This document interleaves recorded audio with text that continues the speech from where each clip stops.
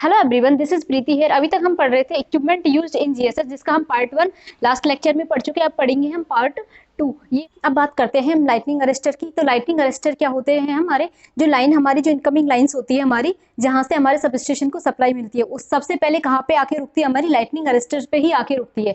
सबसे पहले हमारी सप्लाई कहाँ पे आती है? लाइटनिंग अरेस्टर पे आती है। जैसा कि आप डायग्राम में देख सकते हो, लाइटनिंग अरेस्टर्स को हम सर्ज डाइवर्टर और सर्ज अरेस्टर के नाम से भी जानते हैं। लाइटनिंग अरेस्टर हमारा क्या काम करते हैं? जो आसमानी बिजली होती है, आकाशीय बिजली होती है, लाइटनिंग स्ट्रोक्स होते हैं, उनको अर्थ कर देता है और हमारे इक्विपमेंट को प्रोटेक्शन प्रोवाइड करता है। जो हाई वोल्टेज होता है, जो हमारी आसमानी बिजली होती है, उसमें क्या होता है? बहुत ज्यादा हाई करंट होता है, हाई वोल्टेज होता है। अगर वो हमारे डायरेक्ट इक्विपमेंट पे आके रुकेगा तो वो इक्विपमेंट को डैमेज कर देगा, सिस्टम को पूरे को डैमेज कर देगा, इक्विपमेंट हमारा जल जाएगा, पूरा लाइन हमारी जल जाएगी। तो हमारा लाइटनिंग अरेस्टर हमारी आसमान से जो सर्ज आते हैं उनको डाइवर्ट कर देता है, अर्थ में कर देता है।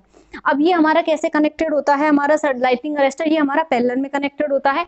इसका एक टर्मिनल तो हमारा मेन लाइन है उससे कनेक्टेड होता है, दूसरा टर्मिनल को अर्थ कर दिया जाता है। तो ये कहाँ कनेक्टेड होता है? लाइन और अर्थ के बीच में हमारा लाइटनिंग अरेस्टर कनेक्टेड होता है ना। अब इसमें क्या होता है, इसकी प्रॉपर्टीज आइए देखते हैं। क्या करता है हमारा lightning arrester? Is a surge diverter and is used for the protection of power system against the high voltage surge.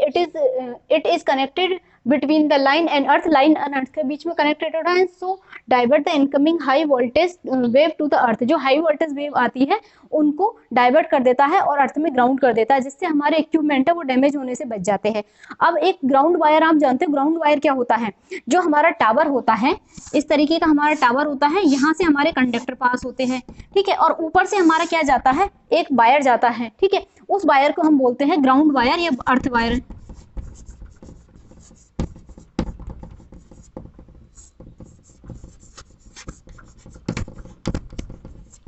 इस वायर को क्या बोलते हैं हम? ग्राउंड वायर या अर्थ वायर बोलते हैं। यहाँ से हमारे जाते हैं 3 फेज कंडक्टर जाते हैं। अब ये अर्थ वायर क्या होता है? यहाँ पे ये हमारा जो टावर होता है, ये हर जगह पे अर्थेड होता है, अर्थ करके रखते हैं इसको एक इंटरवल पे, ठीक है, जहां जहां भी टावर होंगे। और जीएसएस में तो पूरा अर्थिंग मैट होता है। अब यहाँ पे क्या होता है? ये जो हमारा अर्थ वायर होता है, ग्राउंड वायर होता है, ये यहाँ पे कोई इंसुलेटर के थ्रू कनेक्टेड नहीं होता, ये डायरेक्ट टावर से कनेक्टेड होता है। अब इसको क्यों लगाते हैं हम? इसका क्या रीजन होता है? एक तो इसमें जीरो पोटेंशियल होता है, ये बात समझ। इसमें ओके कोई करंट फ्लो नहीं होता है, ये स्टील का बना होता है, ठीक है, इसकी मैकेनिक ये स्टील का होता है या फिर उसका होता है। तो हमारे जब लाइटनिंग स्ट्रोक्स आएगी, तो लाइटनिंग स्ट्रोक्स होते हैं, जो लाइटनिंग सर्ज होते हैं, आकाशीय बिजली, तो करंट का क्या नेचर होता है कि लोएस्ट पाथ ये हमेशा प्रेफर करती है। तो ये क्या होगा? जैसे ही लाइटनिंग स्ट्रोक आएंगे तो इस पे आके गिरेगी, आसमानी बिजली कड़कती हुई यहाँ पे आके गिरेगी।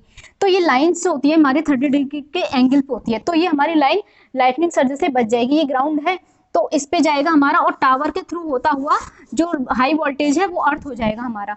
तो जो हमारी ट्रांसमिशन लाइन है, तो उनको प्रोटेक्शन लाइटनिंग सर्ज से कौन प्रोवाइड करता है? ये ग्राउंड वायर। ग्राउंड वायर का अब फंक्शन समझ में आ गया। ग्राउंड वायर क्या करता है? हमारा जो ट्रांसमिशन लाइन है उनको लाइटनिंग सर्ज से बचाता है, प्रोटेक्शन प्रोवाइड करता है।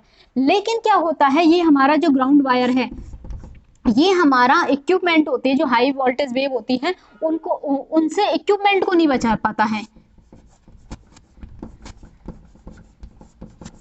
ये ग्राउंड वायर हमारे इक्विपमेंट को सेफ्टी प्रोवाइड, ये प्रोटेक्शन प्रोवाइड नहीं कर पाता है। इसलिए हम क्या यूज करते हैं? Lightning arrester. लाइटनिंग अरेस्टर किनके यूज करते हैं हम? इक्विपमेंट की सेफ्टी के लिए एंड ट्रांसमिशन लाइन की सेफ्टी के लिए ग्राउंड वायर या अर्थ वायर यूज में लेते हैं।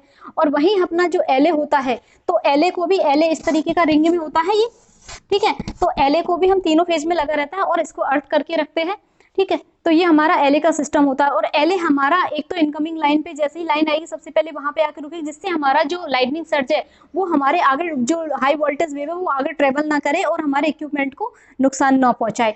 और हमारे जो ट्रांसफार्मर होता है, अब ये क्या होता है? ये जो हाई वोल्टेज कहाँ कहाँ से ऑकर हो सकता है, ये देखिए, एक तो आकाशीय बिजली से और एक इंटरनल भी हो सकता है। इंटरनल रीजन क्या होता है? जैसे ही हम ट्रांसफार्मर को चार्ज करते हैं तो ट्रांसफार्मर को, तो उसमें सडन वोल्टेज होता है, तो उससे भी बचने के लिए हमारा लाइटनिंग अरेस्टर यूज किया जाता है। तो लाइटनिंग अरेस्टर हमारे ट्रांसफार्मर की प्राइमरी एंड सेकेंडरी दोनों साइड में यूज किया जाता है, और हर एक जो इनकमिंग लाइन के आउटगोइंग फीडर्स है उन पे हर जगह लाइटनिंग अरेस्टर यूज करते हैं। इवन हम जो आपने पोल माउंटेड सब स्टेशन पढ़ा था, एच पोल सब स्टेशन, उस पे भी हमने सब जगह लाइटनिंग अरेस्टर यूज किए जाते हैं। और जो बड़ी बड़ी बिल्डिंग्स होती है, लाइक अपनी कॉलेज बिल्डिंग्स है वगैरह, तो बेसिकली तो वहां पे भी लाइटनिंग अरेस्टर हमें यूज करने चाहिए आकाशीय बिजली से, ये जो लाइटनिंग सर्ज जाते हैं उनसे बचने के लिए। ये हमारी लाइटनिंग अरेस्टर सर्ज डाइवर्टर की बेसिक फॉर्म है। तो देखिए किस तरीके बना होता है। ये हमारा स्पार्क गैप एंड रजिस्टर से बना हुआ था। स्पार्क गैप की सीरीज में हमारा नॉन लीनियर रजिस्टर लगा हुआ है। अब ये हमारा जो इक्विपमेंट है जिसका एक टर्मिनल सर्ज डाइवर्टर है, इसका एक टर्मिनल तो कनेक्टेड होता है जो भी हम इक्विपमेंट है जिसको प्रोटेक्ट करना चाहते हैं उसके साथ, और दूसरा टर्मिनल हमारा अर्थ किया होता है प्रॉपरली। ठीक है, अब हम देखिए कि जो इसके बीच में ये गैप है इन दोनों के, ये इस तरीके से इसकी लेंथ सेट की जाती है कि जो नॉर्मल सिस्टम वोल्टेज है हमारा वो इसमें आर्क प्रोड्यूस नहीं कर पाता है, आर्क जनरेट नहीं कर पाता। लेकिन जैसे ही हमारा वोल्टेज हाई होगा, लेकिन हमारा क्या होगा, जो डेंजरसली हाई वोल्टेज है वो इस आर्क गैप में एयर इंसुलेशन को ब्रेक डाउन कर देगा एंड आर्क इसमें प्रोड्यूस हो जाएगा। अब ये देखिए हमारा जो ये नॉन लीनियर रजिस्टर है इसकी क्या प्रॉपर्टी होती है, इसकी प्रॉपर्टी होती है कि ये जैसे ही हमारा सिस्टम वोल्टेज और करंट है, जैसे ही हमारा वोल्टेज या करंट इंक्रीज होगा तो जो हमारा ये रजिस्टर है आर, इसकी वैल्यू डिक्रीज होगी। और ये वाइस वर्सा है कि अगर ये हमारा इंक्रीज होगा तो ये डिक्रीज होगा। तो जैसे ही हमारा क्या होगा, वोल्टेज नॉर्मल वोल्टेज से अधिक जाएगा तो वो कब जाएगा, लाइटनिंग स्ट्रोक के कारण, या करंट हमारा इंक्रीज करेगा तो हमारा जो रेजिस्टेंस है वो डिक्रीज होगा, और जो हाई वेव वोल्टेज या करंट आएंगे उसको हमारा अर्थ कर देगा। ये हमारा इसका लाइटनिंग अरेस्टर। अभी हम बात करते हैं बैटरीज की। तो बैटरीज हमारा क्या होती है, हमारा जो जीएसएस है उसका हर्ट मानी जाती है, मतलब हम बिना बैटरी के जीएसएस को इमेजिन नहीं कर सकते। क्यों? बैटरी हमारा एक मेन इंपॉर्टेंट रोल प्ले करती है जीएसएस में। वो क्या है, बैटरी हमारी सप्लाई देती है प्रोटेक्टिव एंड कंट्रोल इक्विपमेंट होते हैं जीएसएस, जैसे कि सर्किट ब्रेकर एंड रिले। ये सभी डीसी से ऑपरेट होते हैं। डीसी से ऑपरेट क्यों होते हैं और एसी से क्यों नहीं होते, इसका रीजन ये है कि अगर ये एसी से ऑपरेट होंगे तो क्या होगा, मान लो हमारी 132 केवीए जो भी सब स्टेशन पे सप्लाई आ रही है एसी, अगर वो फेल हो जाती है तो हम उनको कैसे रिस्टोर करेंगे सप्लाई को। तो जब हमारी एसी फेल हो जाती है तब हम जो कंट्रोल सर्किट है, equipment, circuit breaker and relay, इस डीसी से ही ऑपरेट होते हैं। इमरजेंसी लाइट भी हमारी डीसी से ऑपरेट होती है। ये हमारे कंट्रोल रूम में जो कंट्रोल पैनल लगे होते हैं उसमें जो इंडिकेटिंग बल्ब्स होते हैं वो भी डीसी से ऑपरेट होते हैं। अगर हमारी एसी फेल हो जाती है तो हम इजीली डीसी के थ्रू हमारे प्रोटेक्टिव इक्विपमेंट से ऑपरेट कर सकते हैं हम सिस्टम को। इस तरीके से हमारा ये होता है। डीसी में बहुत सारे सेल हमारे सीरीज में लगे रहते हैं और इसके साथ एक चार्जर लगा होता है जो कंट्रोल रूम में रखा होता है, और डीसी सप्लाई के लिए एक अलग से रूम होता है जिसे बैटरी बैंक रूम बोलते हैं, जिसमें हमारे सारे सेल लगे होते हैं। उसको बहुत ठोस सरफेस बनाया जाता है, प्रोवाइड होती है। अब ये हमारी जो बैटरी होती है वो 2 टाइप्स की होती है। कौन सी? एक तो होती है हमारी लीड एसिड टाइप की, एक एल्कलाइन बैटरीज। अब जो हमारे सब स्टेशन में जो बैटरीज यूज की जाती है वो ज्यादातर कौन सी, लीड एसिड टाइप की बैटरी यूज की जाती है। वो क्यों यूज जाती है? एक तो कॉस्ट इनकी कम होती है, और जो उनका वोल्टेज होता है वो हाई रेंज में होता है। ठीक है, वोल्टेज हमारा हाई होता है, इस वजह से हम जो सब स्टेशन में मोस्टली जो बैटरी यूज की जाती है वो लीड एसिड टाइप की बैटरी यूज की जाती है। नेक्स्ट अपना आता है पीएलसीसी, पावर लाइन कैरियर कम्युनिकेशन और power line career current equipment. तो ये क्या होते हैं? पीएलसीसी हमारे जो जीएसएस है उसके इक्विपमेंट का इंपॉर्टेंट पार्ट है, और ये कम्युनिकेशन के काम आता है, टेलीमीटरिंग के काम आता है, टेली प्रोटेक्शन के काम आता है एंड सुपरविजन के काम आता है। और ये किस के थ्रू होता है? जो हमारे लाइन कंडक्टर होते हैं जिनके थ्रू करंट आते हैं, इलेक्ट्रिसिटी सप्लाई होती है, वो जो कंडक्टर होते हैं उनसे हम कम्युनिकेशन का काम भी कर सकते हैं एक सब स्टेशन से दूसरे सब स्टेशन के बीच में। तो हम फोन पे बात कर सकते हैं, और जो हमारे मीटर्स हैं तो इनसे हम करंट वोल्टेज, दूसरे जीएसएस का करंट वोल्टेज, केडब्ल्यूआर, ये सब भी हम कंट्रोल कर सकते हैं और देख सकते हैं कि वहाँ पे क्या लोड चल रहा है, क्या करंट चल रहा है और क्या वोल्टेज चल रहा है। हम वहाँ फैक्स भी भेज सकते हैं। ठीक है, सुपरविजन और रिलेइंग के काम में आता है। इसके लिए एक अलग से पीएलसीसी रूम होता है, और इसके जो इक्विपमेंट होते हैं वो एक रूम में रखे जाते हैं जिसे हम पीएलसीसी रूम बोलते हैं। और ये डायरेक्ट कनेक्टेड होते हैं हाई वोल्टेज पावर सर्किट से। जो मेन पर्पज होता है पीएलसीसी का वो क्या होता है? एक सब स्टेशन से दूसरे सब स्टेशन पे मैसेज कन्वे करना होता है ट्रांसमिशन लाइन के थ्रू एट हाई फ्रिक्वेंसी पे एक सब स्टेशन से दूसरे सब स्टेशन पे हम मैसेज कन्वे कर सकते हैं। It also serve other purpose like tele protection, telemetering, tele protection का काम भी करता है एंड टेलीमीटरिंग का काम भी करता है। टेलीमीटरिंग का मतलब क्या है कि हम दूसरे जीएसएस का लोड देख सकते हैं, करंट, वोल्टेज, केडब्ल्यूएच क्या चल रहा है, वहाँ पे क्या लोड चल रहा है, वो सब कुछ हम देख सकते हैं। अब इसके कुछ इक्विपमेंट है जिनको भी देखते हैं क्या क्या इक्विपमेंट। ये जो हमारा पीएलसीसी सर्किट है उसके मेन इक्विपमेंट क्या क्या है उनके बारे में देखते हैं। वेब ट्रैप जो सिलेंड्रिकल होता है, आप देखते हो लाइन पे आते जाते, तो जो सिलेंड्रिकल लटका होता है ऊपर हैंग होता है ट्रांसमिशन लाइन पे, वो होता है अपना वेब ट्रैप होता है। कपलिंग कैपेसिटर लगा होता है हमारे लाइटनिंग अरेस्टर के बाद में, जैसे हम बोलते हैं सीबीटी, कैपेसिटिव वोल्टेज ट्रांसफार्मर। ये हमारा वोल्टेज ट्रांसफार्मर के जैसे ही होता है, इस वोल्टेज को स्टेप डाउन करता है एंड प्रोटेक्शन प्रोवाइड करता है, रिले को ऑपरेट करने के काम में आता है। नेक्स्ट हमारा आता है लाइन मैचिंग यूनिट, उसके बाद आता है हमारा switching equipment, then PLC terminal. तो ये हमारे PLC power line carrier communication, ये इसके मेन इक्विपमेंट है, अब इनके बारे में पढ़ेंगे। वेब ट्रैप क्या होता है, कपलिंग कैपेसिटर या सीबीटी करंट ट्रांसफार्मर का क्या फंक्शन होता है, लाइन मैचिंग यूनिट क्या काम करती है अपने पीएलसीसी में। अब पीएलसीसी का जो मेन कंपोनेंट है उसके बारे में हम पढ़ते हैं। वेब ट्रैप, तो वेब ट्रैप क्या होता है, वेब ट्रैप आप देखते हो जीएसएस में जो ड्रम टाइप के सिलेंड्रिकल स्ट्रक्चर जो लटके रहते हैं, हैंगिंग टाइप के जो लाइन पे माउंटेड होते हैं, वो हमारे वेब ट्रैप होते हैं। तो ये हमारे लाइन में सीरीज में कनेक्टेड होते हैं, ठीक है। तो इनको हम किस किस नाम से जानते हैं इसके बारे में देखिए। Also known as line trap, इनको लाइन ट्रैप से भी जाना जाता है। एंड हाई फ्रिक्वेंसी स्टॉपर, ये हाई फ्रिक्वेंसी को स्टॉप करते हैं। जो हमारे ट्रांसमिशन लाइन होती है, इनमें हाई फ्रिक्वेंसी भी आती है कम्युनिकेशन के लिए, तो वो हाई फ्रिक्वेंसी तो हम कम्युनिकेशन के काम में लेते हैं। और बाकी जो फ्रिक्वेंसी होती है हमारे जो स्विचिंग के लिए कितनी चाहिए, हमें 50 हर्ट्ज चाहिए, लेकिन जो हमें कम्युनिकेशन के लिए चाहिए वो कितनी चाहिए होती है, 3 किलो हर्ट्ज से 148 किलो हर्ट्ज तक। अगर वो फ्रिक्वेंसी हमारी ट्रांसमिशन लाइन से इक्विपमेंट में ट्रेवल कर जाएगी तो अननेसेसरी हीटअप हो जाएंगे और हमारे इक्विपमेंट डैमेज हो जाएंगे। इस वजह से जो लाइन ट्रैप क्या करता है, जो अनवांटेड फ्रिक्वेंसी है उसको स्टॉप करता है लाइन में जाने से, इक्विपमेंट में जाने से। नेक्स्ट इसका आता है connected in series with transmission line, ये हमारे ट्रांसमिशन लाइन में सीरीज में कनेक्टेड होता है। This is maintenance free parallel resonant circuit, ये maintenance free parallel resonant circuit होता है। कंसिस्ट ऑफ 3 मेजर कंपोनेंट, ये 3 मेजर कंपोनेंट से बना होता है।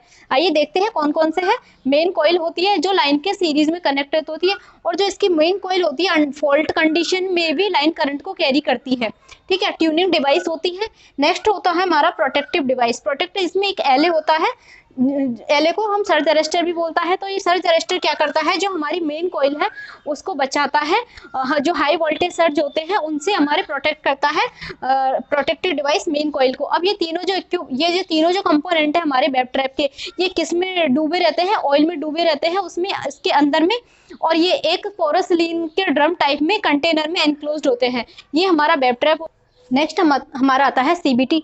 तो सीबीटी हमारा क्या होता है, कैपेसिटिव वोल्टेज ट्रांसफार्मर। ये एक वोल्टेज ट्रांसफार्मर होता है जो हमारा ईएचवी लाइंस में यूज किया जाता है। 132 से 33 केवी से ऊपर की जो लाइंस होती है उसमें यूज किया जाता है। मेनली कहाँ यूज होता है, वहां पे ज्यादा नेसेसरी होता जाता है जहां हमारा पीएलसीसी कम्युनिकेशन का जरिए पीएलसीसी होता है, तो वहां पे हमारा सीबीटी जरूरी होता है जो हमारे लिए को मैच करने के लिए। ओके, तो देखिए आइए इसके किस से बना होता है ये। इसमें 2 कैपेसिटर होते हैं, एक इंडक्टिव एलिमेंट होता है to tune the device to the line frequency, एक होता है वोल्टेज ट्रांसफार्मर। वोल्टेज ट्रांसफार्मर क्या करता है हमारा, to isolate and further step down the voltage for metering and device और प्रोटेक्टिव रिले। जो हमारा जैसे पोटेंशियल ट्रांसफार्मर वर्क करता है बस के लिए, इसी तरीके से हमारा सीबीटी वर्क करता है। इसमें जो वोल्टेज ट्रांसफार्मर होता है वो हमारा जो अगर हमारा वोल्टेज है मान लो 132 केवी, तो उसको सेकेंडरी में कितना कर देगा, 110 वोल्ट कर देगा, जिससे हमारा उससे ऑपरेशन मीटरिंग का ऑपरेशन मेजर करना, जो हमारे दूसरे सब स्टेशन से उसका है वोल्टेज मेजर करना आसान हो जाएगा। और जो प्रोटेक्टिव रिले है उनको भी ऑपरेट करता है। प्रोटेक्टिव रिले किस तरीके से ऑपरेट करेगा, मान लो यहाँ पे हमारे एक सब स्टेशन है, उसके एंड पे कोई फॉल्ट आ जाता है तो उसके सर्किट ब्रेकर रिले को ऑपरेट करेगा, वो कमांड देगी, फिर उसी तरीके से वहां के सर्किट ब्रेकर को भी वो पीएलसीसी के थ्रू ऑफ कर देगा। ये हमारा कैपेसिटिव वोल्टेज ट्रांसफार्मर का काम होता है। जो हमारा ये सीबीटी होता है ये हमारा पैरेलल में कनेक्टेड होता है। पैरेलल में कनेक्टेड, इसके एक टर्मिनल तो हमारा कनेक्टेड होता है मेन लाइन से, दूसरा टर्मिनल इसका अर्थ होता है और इसको प्रॉपर्ली अर्थ भी किया जाता है फ्रीक्वेंसी मैचिंग के। एक टर्मिनल इसका सेकेंडरी से पीएलसीसी से कनेक्टेड होता है। जो हमारा सीबीटी है ये क्या करता है, ये हमारे जो हाई वोल्टेज सिग्नल्स है उनको स्टेप डाउन कर देता है लो वोल्टेज सिग्नल्स में। ये मेनली पोरोसिलिन इंसुलेटर्स के बने होते हैं और इनको फाउंडेशन पे माउंट किया जाता है सीबीटीज को, और इनको हम डिजाइन किया गया है वोल्टेज रेंज 33 केवी से 400 kV वोल्टेज रेंज के लिए CVT हमारे डिजाइन किए गए हैं। मैचिंग यूनिट क्या होती है? जो हमारे सिग्नल होते हैं जो कपलिंग कैपेसिटर से रिसीव होते हैं उनको कहाँ देती है? PLCC टर्मिनल को देती है। तो इसको देखते हैं क्या है ये। The carrier signal received from the HV transmission line through coupling capacitor and given to the line matching unit. जो कपलिंग कैपेसिटर जो सिग्नल लाइन मैचिंग यूनिट को देता है, from line matching unit the signal is transfer to the power line carrier communication. Power line carrier communication को transfer कर देता है हमारी line matching unit coupling capacitor से रिसीव करने के बाद में। नेक्स्ट हमारा आता है स्विचिंग इक्विपमेंट। स्विचिंग इक्विपमेंट क्या होते हैं? In the switching equipment the signal is fed to the switching system. Switching system पे फेड होते हैं for different operation. Different operations क्या होते हैं? हमारे टेलीमीटरिंग। टेलीमीटरिंग से क्या मतलब है? तो रिमोटली हम उनकी मीटरिंग कर सकते हैं, क्या लोड क्या चल रहा है हमारे, क्या करंट चल रहा है, क्या वोल्टेज चल रहा है, टेलीप्रिंटिंग एक्सेट्रा। ठीक है। नेक्स्ट हमारा आता है PLC terminal. It is in the form of cabinet and having number of electronic circuit. ये और इसमें क्या होता है? जो स्पीच सिग्नल होते हैं इसमें जो हमारा PLC टर्मिनल होता है इसमें स्पीच सिग्नल हमारे मॉड्यूलेटेड होते हैं कैरियर फ्रिक्वेंसी के साथ में। तो ये अब बात करते हैं प्रोटेक्टिव रिले कि प्रोटेक्टिव रिले किस काम में आता है हमारा। तो रिले हमारा क्या होता है? एक सेंसिंग डिवाइस होती है जो भी एबनॉर्मल कंडीशंस हमारे में होती है like short circuit and overload conditions, इनको सेंस करती है और इन्फॉर्मेशन किसको देती है? कमांड किसको देती है? सर्किट ब्रेकर को। सर्किट ब्रेकर क्या करता है? ट्रिप होकर हमारे सिस्टम को, सर्किट को आइसोलेट कर देता है मेन सर्किट से। जो भी फॉल्टी सर्किट होता है उसको हेल्दी सर्किट से आइसोलेट कर देता है और इक्विपमेंट को और सिस्टम को डैमेज होने से बचा लेता है। ये हमारा रिले का काम होता है। रिले हमारी प्रोटेक्टेड डिवाइस होती है। तो आइए पढ़ते हैं इसके बारे में। The protective relay is an electrical device. Electrical device होती है and connected between the main circuit and the circuit breaker. Main circuit and circuit breaker के बीच में कनेक्टेड होती है in such a manner that any abnormality in the circuit act on the relay which is turn cause the breaker to open and so to isolate the faulty element. तो क्या करती है? Relay हमारी operate हो जाती है जैसे ही हमारी एबनॉर्मल कंडीशन आती है सिस्टम में और हमारे सर्किट को आइसोलेट कर देती है। तो क्या हुआ? हमारा सर्किट ब्रेकर हमारा कब काम करेगा? जब हमारी रिले ऑपरेट होगी। मान लो अगर हमारी रिले ऑपरेट नहीं हो पाई किसी भी वजह से तो हमारा सर्किट ब्रेकर ओपन नहीं हो पाएगा। फिर फॉल्ट हमारा कहाँ रिफ्लेक्ट होगा? इक्विपमेंट के। तो इक्विपमेंट डैमेज होने के चांसेस होते हैं। ठीक है। तो ये हमारी रिले होती है, रिले सेंसिंग डिवाइस होती है एक। इसमें हमारा आता है इक्विपमेंट यूज्ड इन GSS में इंडिकेटिंग एंड मीटरिंग इंस्ट्रूमेंट। तो ये हमारे इंडिकेटिंग एंड मीटरिंग इंस्ट्रूमेंट कौन कौन से होते हैं? Ammeter, volt meter, KWH। तो ammeter, volt meter, KWH meter, kilowatt per hour. KWH meter क्या होता है? Kilowatt per hour meter. kVAR meter are installed in the GSS to control and maintain a watch over the current flowing in the circuit। अब ये क्या करते हैं? Indicating and metering instrument जो current flow होती है उसको रेगुलरली मेजर करते रहते हैं। ये हमारे इंडिकेटिंग एंड मीटरिंग इंस्ट्रूमेंट का काम होता है। नेक्स्ट अपना आता है कंट्रोल रूम। तो कंट्रोल रूम क्या होता है? कंट्रोल रूम एक ऐसी जगह होती है जैसा कि आपको इसमें दिख रहा है डायग्राम में। कंट्रोल रूम वो जगह है जहां से हम पूरे स्विच यार्ड को, पूरे GSS के स्विच यार्ड को अंदर से बैठे बैठे कंट्रोल कर सकते हैं, रिमोटली कंट्रोल कर सकते हैं।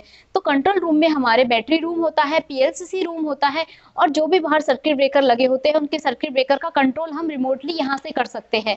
यहाँ पे सबके इंडिकेशन स्विच, रिले लगे हुए हैं, बैटरी चार्जर यहाँ पे रखा हुआ है। यहीं पे अपना शिफ्ट इंजीनियर बैठता है। KWH, kVAR सारे मीटर यहाँ पे लोड अपन कंटिन्यूअसली देखते रहते हैं। सारे ट्रांसफार्मर के ब्रेकर, उनके रिले सब यहाँ पे लगी होती है। कोई भी फॉल्ट आता है तो यहाँ पे देखो अनाउंसिएशन पैनल है जिससे हमें पता लग जाता है कि फॉल्ट आया है, कौन सा फॉल्ट आया है। और अगर हमें शटडाउन लेना होता है किसी केस में तो हम ब्रेकर को पहले यहीं से ऑफ कर देते हैं, फिर शटडाउन लेने जाते हैं और इन पे हम प्लेट टांग देते हैं अगर किसी पे शटडाउन होता है। तो ये हमारा कंट्रोल रूम पूरे स्विच यार्ड को यहाँ। नेक्स्ट हमारा आता है इंसुलेटर। इंसुलेटर क्या होता है? Generally suspension and strain type के इंसुलेटर हम यूज करते हैं सब स्टेशन में और they provide insulation between line and conductor and earthed steel tower. ये लाइन और कंडक्टर के बीच में इंसुलेशन प्रोवाइड करते हैं and conductor and earthed tower जो स्टील का या एल्युमिनियम का जो टावर होता है उसके बीच में आइसोलेशन प्रोवाइड करते हैं। फिर उसके बाद हमारा आता है अर्थिंग स्विच। अर्थिंग स्विच क्या होता है? Discharging the voltage of circuit to earth for safety purpose. These earthing switch are mounted on the frame of the isolator। ये आइसोलेटर के साथ ही लगे होते हैं। एक तो हम अर्थिंग दो तरीके से कर सकते हैं। अर्थिंग हम जो रॉड अर्थिंग होती है उनसे भी कर सकते हैं, ठीक है। और एक साथ में आजकल नए आइसोलेटर आ गए जिनके साथ में अर्थिंग स्विच लगा होता है। तो आइसोलेटर को कट कर देते हैं, उसके बाद में हम अर्थिंग स्विच को नीचे से हैंडल से ऑपरेट कर सकते हैं जैसे आइसोलेटर को करते हैं। और वो नीचे जमीन से अर्थ होते हैं, जो भी हमारा एक्स्ट्रा वोल्टेज होता है, चार्जिंग करंट होता है, वो नीचे अर्थ में चला जाता है।